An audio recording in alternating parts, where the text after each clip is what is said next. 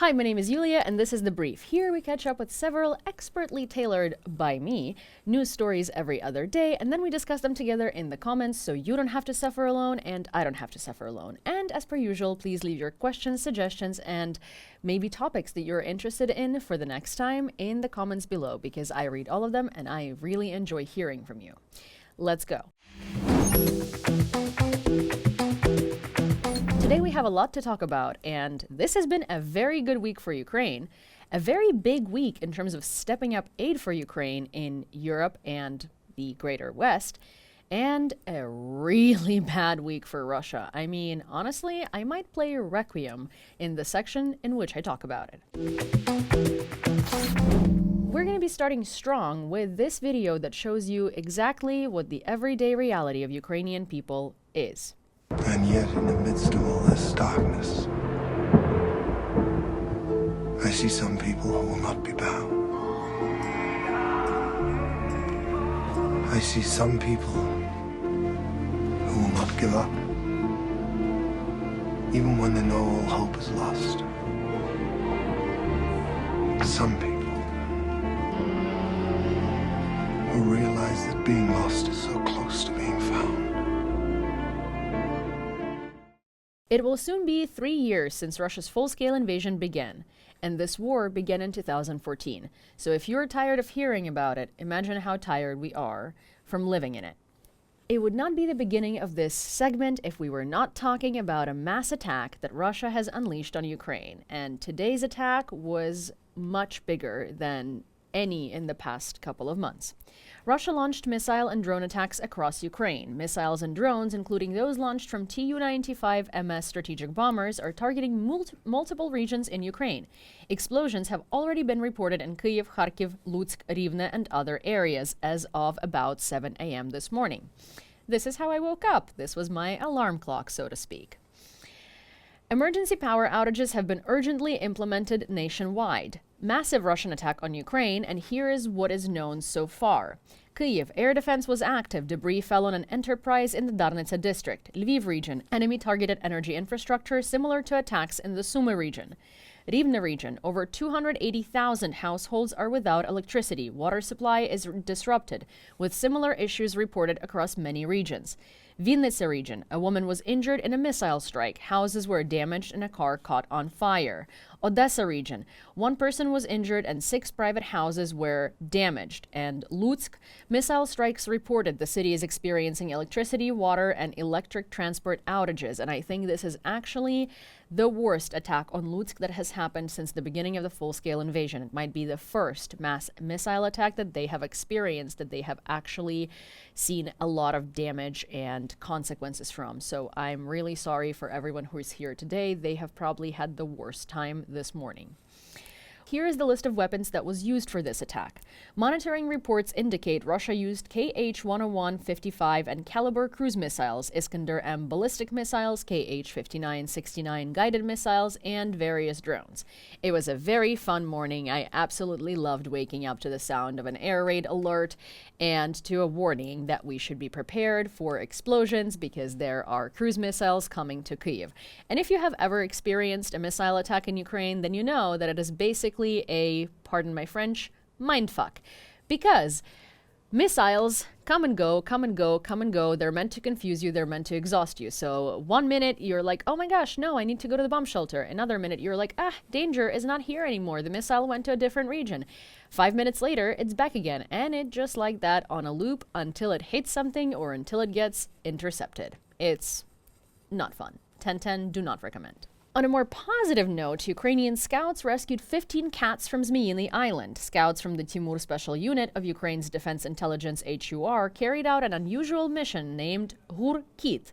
Kit in Ukrainian is cat, and Hur is HUR. So Hur Kit together is actually a word that means kind of like loud banging, so it's a funny little play on words. They evacuated 15 cats from Zmiinyy Island to the mainland. The rescued felines have been relocated to the Serious Animal Shelter. After undergoing adaptation, they will be available for adoption, giving people the chance to welcome these resilient companions into their homes. Aww. Ukrainian Defense Minister Umerov arrived in South Korea to discuss military aid, and this is the headline that I'm most excited about today because, as I was always saying, the only country that is capable of replacing U.S. manufacturing weapons supplies and aid in terms of warfare at the moment without having to wait for years for them to be able to step into the wartime economy is South Korea. So our relationship with them right now is incredibly important. Umerov, accompanied by a delegation, has arrived in Seoul to hold talks on military assistance for Ukraine, reports Reuters. The Ukrainian delegation has already met with South Korea's National Security Advisor Shin Won-sik to exchange views on Russia's war against Ukraine. Meetings are also planned with South Korean President Yoon Suk-yeol to discuss specific military aid requests. According to earlier reports by the South China Morning Post, Ukraine's wish list includes air defense missiles and artillery systems.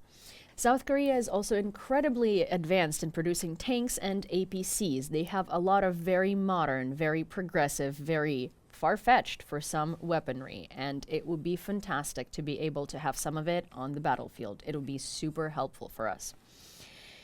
Ukraine and South Korea to deepen security cooperation post the meeting. South Korean President Yoon Suk-yeol announced plans to strengthen security ties with Ukraine following a meeting with Ukrainian Defense Minister Rustem Umerov. President Yoon expressed hope for joint efforts to address the threats arising from military collaboration between North Korea and Russia. The parties agreed to continue exchanging information on the deployment of North Korean troops in Russia and the transfer of weapons and technology between Russia and the DPRK, the statement read. The president did not disclose whether the discussions included potential weapon supplies to Ukraine or South Korea's response on the matter, but I'm sure we're going to be able to find out soon, and usually when these things are said in such veiled terms, that means something's cooking. And to finish our Ukraine lineup off, I'm going to show you what Christmas decorations on trees look like when Russia is your neighbor. This is how we move on to our Western Axis section, and I will say that there are a lot of positive news here today, which is a rarity. A lot of Western countries are truly stepping up and are truly scrambling to put policies and aid in place before 2025 and inevitable Trump office takeover in the United States that is a very chaotic event that is unpredictable for everyone. UK delivers Storm Shadow missiles to Ukraine under PM Keir Starmer. Thank you, Sir Keir. Britain has delivered Storm Shadow missiles to Ukraine for the first time under Prime Minister Keir Starmer, Bloomberg reports, citing sources. The sources indicate that the delivery of dozens of missiles occurred several weeks ago, prior to the United States and the UK authorizing Ukraine to use long-range missiles against targets in Russia. We love some good forward planning. For operational security reasons, the exact number of missiles and the delivery dates have not been disclosed. The transfer comes as Ukraine faces a depletion of its Storm Shadow missile stocks. U.S. Secretary of State Anthony Blinken says U.S. is going to support Ukraine through 2025. He also said that the United States will ensure Ukraine has everything it needs to continue its fight through 2025. Speaking on behalf of the G7 and its partners, Blinken affirmed their determination to provide Ukraine with the necessary funding, ammunition, and forces to either fight effectively or negotiate peace from a position of strength. He emphasized that the U.S. is ramping up security assistance to bolster Ukraine's defenses, particularly in the eastern regions. I'm going to be a broken record right now because I'm going to repeat myself. We're not going to be negotiating peace until Russia is defeated, and the only position of strength from which Ukraine can negotiate a just peace is Russia's defeat. And if the United States steps away because Trump, decides not to support us, then we're going to continue fighting, and we're going to be forming alliances with other countries as well. At the end of the day, the U.S. can deplete us from resources, but it cannot decide our future for us. G7 to disburse $50 billion in loans to Ukraine by year end. The group of 7 countries expressed concern over Russia's escalatory actions in Ukraine and confirmed plans to begin disbursing $50 billion in loans to Ukraine by the end of 2024, according to a joint statement from their meeting in Italy, as reported by Voice of America. The G7 allies condemned Russia's irresponsible nuclear rhetoric, its ties with North Korea, and its recent use of medium-range ballistic missiles in Ukraine. They emphasized their commitment to Ukraine with the loan intended to bolster the country's economy and military resilience. The funds will be repaid using proceeds from frozen Russian state assets held in the West. French Foreign Minister Jean-Noël Barrot highlighted the urgency of the loans, stating, "We are obliged as allies and friends of Ukraine to do everything to allow it to enter, when the time comes and at the time of its choosing, into peace negotiations from a position of strength. This means quickly disbursing $50 billion from frozen Russian assets to help Ukraine avoid liquidity issues related to ongoing military actions. The financial support aims to ensure Ukraine's stability while maintaining pressure on Russia through asset seizures." Finally, and I mean really, truly, finally, this is great news, and this is going to be helping Ukraine a lot. Also, this is quite a big chunk of change to buy weapons and not borrow them or not receive them as aid from other countries. Norway steps up as well and proposes increasing Ukraine aid to $2.7 billion in 2025. The Norwegian government has proposed raising aid to Ukraine in 2025 to 30 billion Norwegian kroner, or $2.7 billion, up from this year's allocation of 27 billion kroner, NRK reports. Initially, the draft state budget for 2025 allocated only 15 billion kroner, prompting opposition parties to push for more robust support. The Conservative Party suggested a significant increase to 45 billion kroner. After consultations with parliamentary leaders, Prime Minister Jonas Gahr Støre announced the government's decision to double its initial proposal to at least 30 billion kroner, citing the worsening situation in Ukraine. "The situation in Ukraine is more serious, and we want Norway to be a clear and leading supporter of Ukraine's struggle," Støre said. "The funds will focus on military aid as well as strengthening Ukraine's electricity and energy capacity." The proposal now moves to party groups for discussion, with further meetings scheduled in the Storting to finalize the agreement.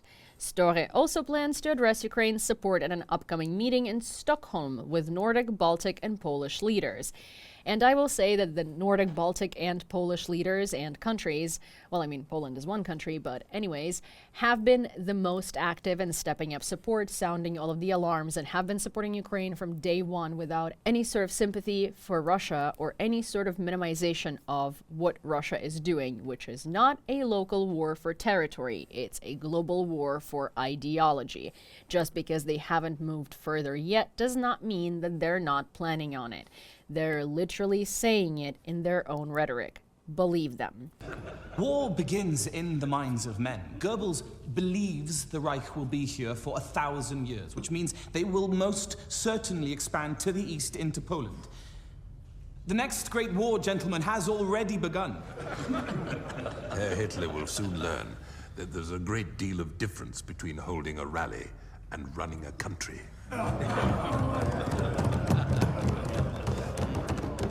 I see Mr. Jones has told you we're at war. Whether they have the opportunity to do it today does not reflect on whether they want to do it and on whether they will try to do it. And the European Parliament approved new European Commission. It's led by Ursula von der Leyen, formed after the 2024 European elections. It will begin work on December 1st. We absolutely love Ursula von der Leyen. She is a very, very ballsy politician who has been responsible for a lot of great policies. She's very firm and very stern on Russia, and she's generally a very level-headed and amazing politician. I personally am a big fan. So congratulations to her and to her new European Commission. And with that, we arrive in Russia. Well, not actually arrive in Russia, because obviously, as, you know, a Western crowd over here in the viewership, we would be arrested and probably used for blackmail and probably, I don't know, and probably threatened to be murdered if we did not surrender all of our state secrets. And of course, we would be exchanged for some Russian oligarchs, Russian criminals, Russian human traffickers, and so on and so forth, like Russia likes to do. They like to use Western people as bargaining chips. Anyhow, here we are. It's a bad week for Russia, and I'm living for it. Gazprom is reportedly preparing to stop gas transit through Ukraine, Reuters reports. Despite Ukraine's stated reluctance to extend the transit agreement, which brings Kyiv up to $1 billion annually in fees, Moscow has signed a willingness to negotiate and potentially continue supplies via Ukrainian territory. Russia, once Europe's largest natural gas supplier, has lost nearly all its European customers.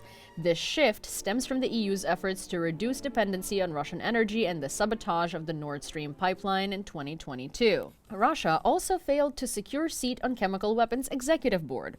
Russia was not elected to the executive board of the Organization for the Prohibition of Chemical Weapons. Oh, really? Weird. I wonder why, because they're such a great candidate for a chair of that committee. Ukraine's foreign ministry emphasized that this outcome reflects the international community's firm stance. As long as Russia continues its aggressive war against Ukraine, including the use of dangerous chemicals on the battlefield, it has no moral right to participate in the governing bodies of the international organizations, the ministry stated. And there is an investigation that was done to explain how Russia continues shipping oil to the EU despite sanctions. In the third year of Russia's invasion of Ukraine, the ineffectiveness of global sanctions becomes evident. If Western sanctions had been enforced decisively, the Russian economy might not have endured 3 years of war at such intensity. Oil revenue remains the backbone of Russia's budget, sustaining its military aggression. In 2024, Russia's military budget was approximately $112 billion and is projected to rise to $142 billion in 2025. Despite sanctions, millions of tons of Russian oil are still entering the EU. The Financial Times revealed that during the first year of the war, the EU paid Russia 140 billion euro for oil and gas, 80 billion of which was for oil, exceeding the aid provided to Ukraine over 2 years. And I will include a clip of this investigation here, but if you would like to learn more about it, there is a video available with English subtitles on YouTube on Ukrainska Pravda's channel, and I highly recommend that you watch it. During Putin's visit to Astana in Kazakhstan, something very unfortunate for him and fortunate for the world to show him exactly what they feel like about him happened. Hackers hacked into the LED screen and replaced the Russian tricolor with the colors of the Ukrainian flag. A representative of the billboard's owning company claimed that a short-circuited cable was responsible for the incident. Right. A short-circuited cable was responsible for the incident, not the hackers. Sure. And on that note, unfortunately, that's all I have for you for today. So if you're North Korean and you're watching this segment, you may go ahead and continue watching your free access to the internet and porn. Just kidding. I can't get over it. I'm sorry. I know I keep bringing it up, but it's just so funny. Anyways, that's all I have for you for today, and I will see you next time. In the meanwhile, please don't forget to like this video, send it to a friend so they can catch up on the news too with my pretty face. Also, leave your comments, questions, and suggestions down under this video. And don't forget to subscribe to this channel and turn on your notifications so every time a video comes out, you get notified and you don't forget to watch it. Till next time.